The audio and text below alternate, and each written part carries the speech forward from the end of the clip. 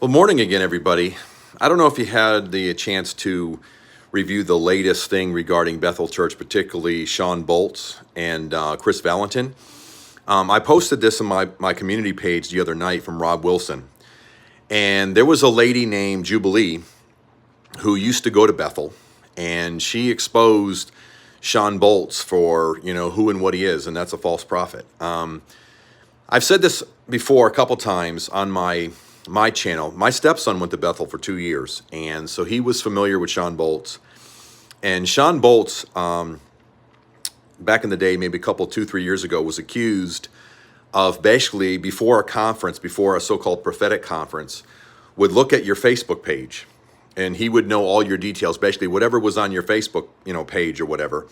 He would basically study that, memorize it, or he'd have it in his little tablet as he went up there on the pulpit. And then as he was up there, he would basically just, read your Facebook page as if he was prophesying you as doing a cold reading. Well, he wasn't doing a cold reading at all. He was just basically reading your stuff off of your Facebook page. Well, he did this to one particular lady and her boyfriend at the time named Jubilee. And basically Jubilee and her boyfriend got married, and he was abusive. He, did domestic violence on her, choked her and stuff like that. So he was actually physically abusive, and they got a divorce, thank God.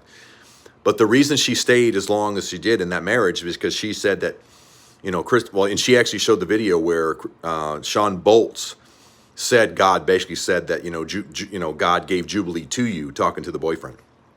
So she believed it was God's will that they stay together, even though he was clearly violent towards her. And she exposed the fact that Shawn Bolz did, in fact, read off of Facebook, because everything that he said about them and her was off her Facebook page. So it was common knowledge.